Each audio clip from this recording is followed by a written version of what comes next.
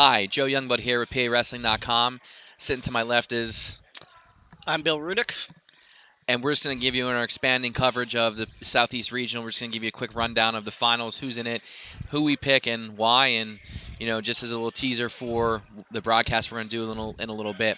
Start off 106 pounds from Springford. Brandon Meredith going against sophomore Brandon Meredith going against freshman Tyler Williams from Souderton.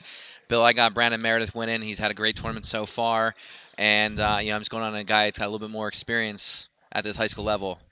It's a crazy weight class. I don't think it would choke out anything like anybody would have expected. But yeah, I think Meredith came through the tougher side of the bracket and has beaten the bigger foes along the way. I would go along with you on Meredith there. All right, so let's move on. 113 pounds. We have a big match. Two guys that are not they're very familiar with one another. Both familiar with Hershey. Both familiar with state medals. We have Jacob Campbell from Boyertown and Matt Parker from Penridge. This is a toss-up, and I've said that before. This is a match you wrestle 10 times and go 5-5.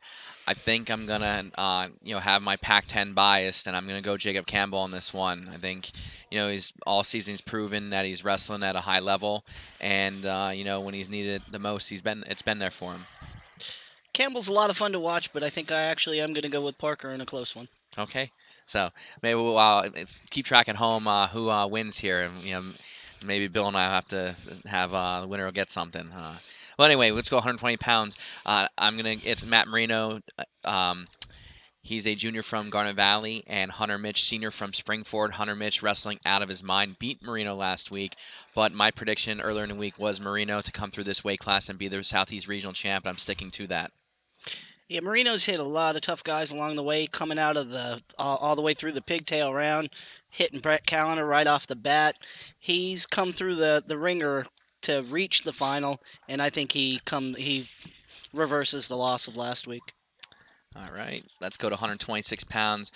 Another match of two returning state medalists. We have Wade Cummings, senior from Downtown East, and Lucas Miller, senior from Boyertown.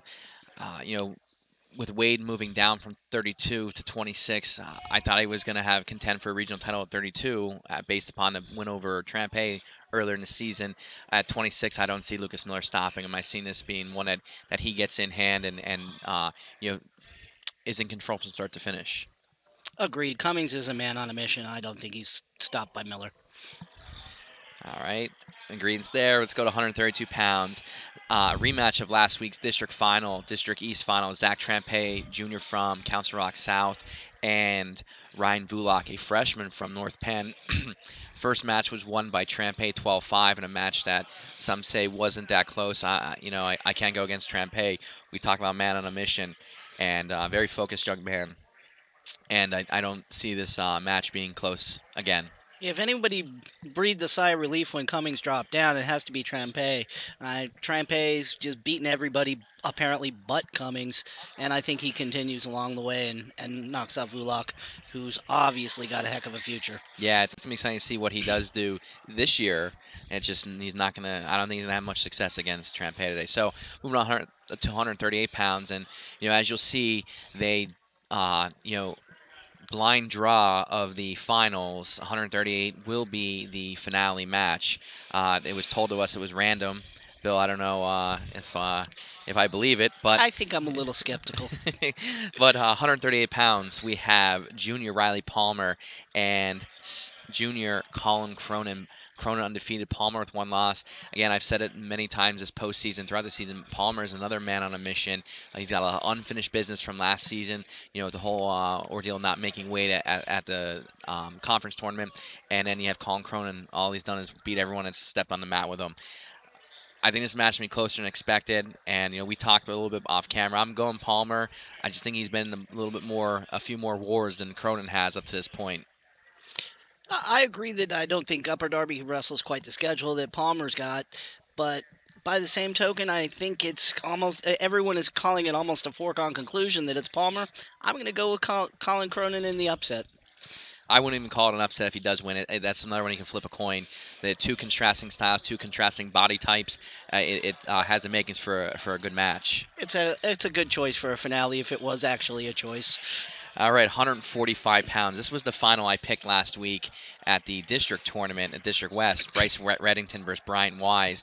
Reddington, the junior from Methacton, and he's just a tough kid. And I can't say enough good things about him. And Brian Wise, I think I owe Brian an apology. All I've ever done is picked against him, and all he's done is made me look bad. And I'm sorry, Brian, but like I'm gonna stick with the trend, and maybe this is good for you. I'm gonna take Reddington. He came through the tougher half of the bracket, bigger wins, beating Dustin Stone, beating Lucas Martacho. This might be his weekend. With that said, this might be to your benefit, Brian. So, if you do win, I think you owe me a thank you of some sorts. Well, we're going to disagree here too. I'm going to go with Wise. Been watching Reddington pretty closely, and he's winning. He's definitely winning. He's doing that, but it just doesn't seem like he's doing it with the same kind of gusto that he ran through the postseason with last year. I'm going with Wise here. All right, moving to 152 pounds. Another one of our I feel to me premier matchups here is two contrasting styles, two guys that are fun to watch. Dylan Schwartz, senior from Council Rock South, 38-5, and Chase Stevens, who is junior from Coatesville, who's 34-1. I like watching Stevens wrestle. He's exciting. He puts points on the board. He hits moves. He opens it up. He doesn't hold back. And Schwartz just comes at you and just hammers you and is relentless in his attack. So it's gonna be interesting to say the least. I'm gonna go Schwartz. That was my pick in the beginning of the week. That's the pick I'm gonna stick with. I'm gonna go Schwartz. I think Schwartz is probably the slight favorite here, but you can never count out Stevens. He's as Joe said, he's exciting. He's always got that big move capability, and I'm gonna pick Stevens here. Bear, don't be mad at me, please. Moving on 160 pounds, we have sophomore Josh Stillings from Penridge and senior Dan Iredale from Conestoga. Here's another guy who continually makes me look bad, Dan Iredale. All he's done is picked against him, and all he's done is gone out and win matches in the face of that. And again, he's gone out and proven it. He's beaten Dave Cox. I said last night in the recaps / preview of today, I thought Cox was going to beat him, and he goes out and beats him 11-6. I don't know what it is, but once again, I'm going against Dan Iredale. I'm taking Stillings in this one.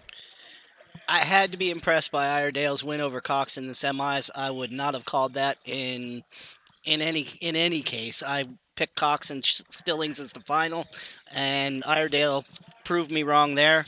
Another instance of you got a long and lanky Stillings against a short, stocky stud like Iredale, but I'm going to go with Stillings. Stillings has been here before, and I think he's going to take it along again.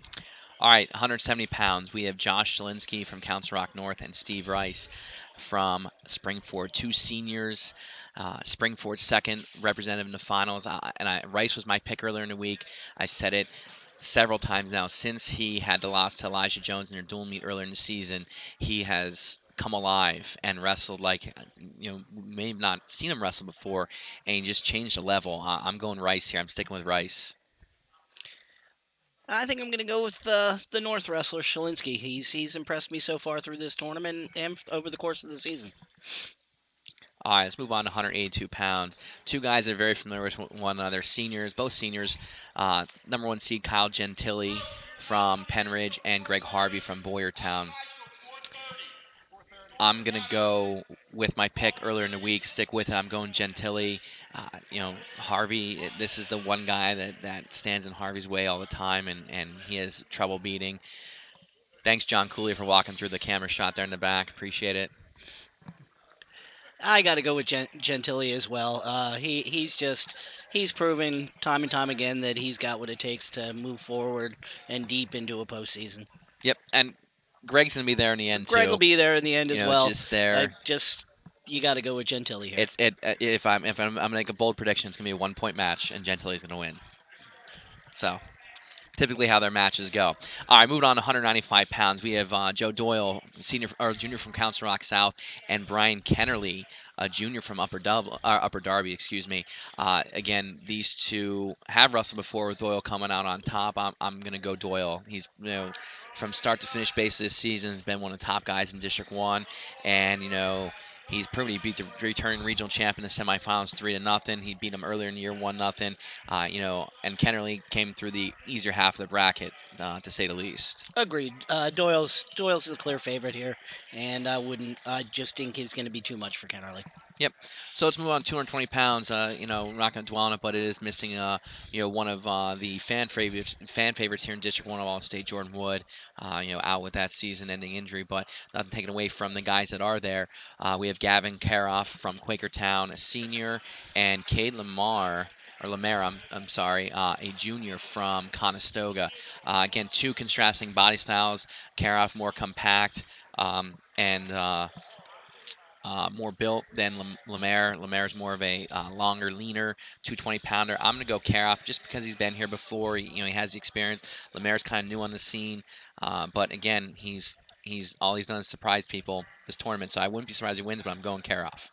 I'm going to go with Lemaire here. I do like his body type for the weight class. The taller, lankier guys do seem to do better at 220. All right, we'll agree to disagree on that one. And we got the 285-pound weight class. We have Bruce Graber, a senior from the Chamonix. One loss in the season was to Peter Augustin, which he avenged in the semifinals with a 5-1 victory. And we have Tommy Killerin, the senior from Boyertown. Both of them are returning state medalists. Last time he did wrestle was at States, and I believe Graber getting the best of them. I'm going to go Killerin here. I'm going to cite room and schedule, and those are two of my tiebreakers almost all the time. Who they wrestle with in the room every day, and who they've gone to battle with. And you put the Boyertown schedule up against the Chamonix. I'm going Boyertown. And the fact that he's wrestling with Jordan Wood in the room every day, yeah, I got to go with Killerin as well.